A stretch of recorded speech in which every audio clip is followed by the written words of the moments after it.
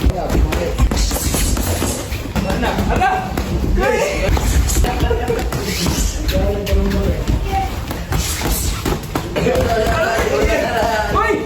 what's up? This is Boy Bagsik. So ngayon guys, dumayo ako dito sa Villamor Boxing Gym dito sa Cebu para makalaban natin isa sa one of the kind champion natin dito sa Pilipinas, si Raymark, na Cebuano Assassin, taga Canao. Let's go!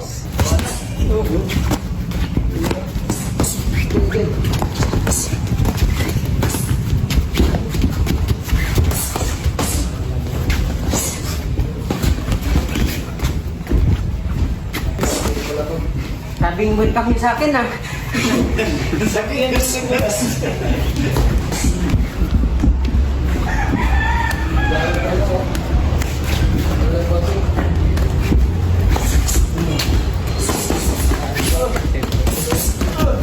Ako ipit oy.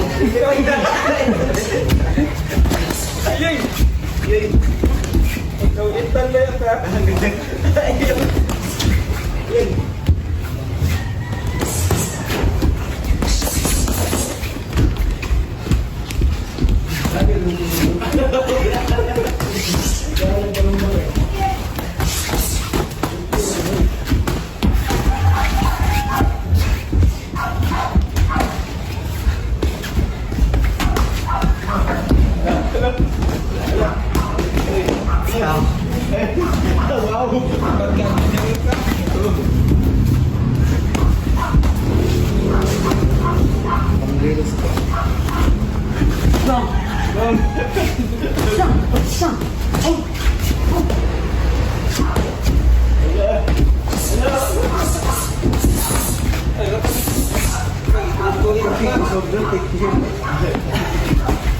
Ako ipit oy.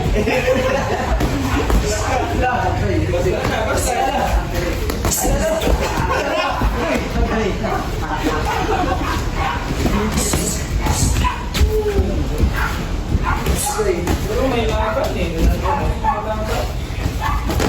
Dito na sa progreso. Pwede na yan. Laban na yan sa pinagulano.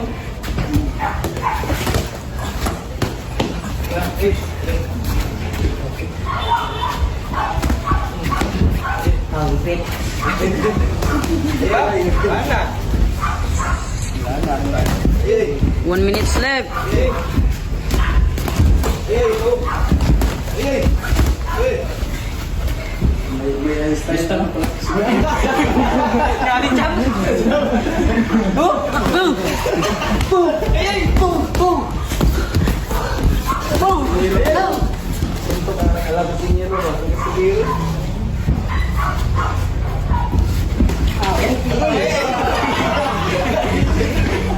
Seconds. Taas pa lang 30 seconds lang. Naghambol mo itong pala.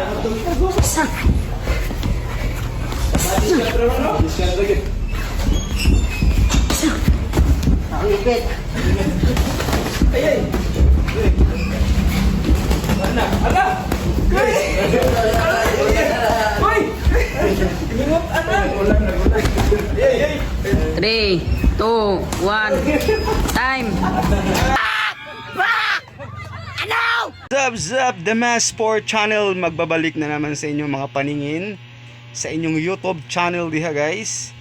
And today's video guys, magko-comment sa iyo patungkol sa sparring Iboy Bagsik versus Raymark taga Canao at kung pwede na ba siyang isabak sa professional boxing fight.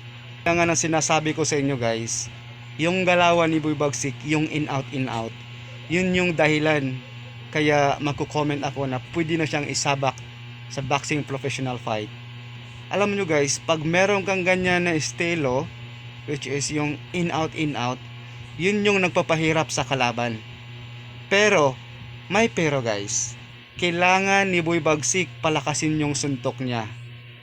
Pag napalakas ni Boy Bagsik yung suntok niya, sold out na guys. Mahirap kalabanin si Boy Bagsik. Talaga guys, totoo yung sinasabi, mahirap kalabanin si Boy Bagsik.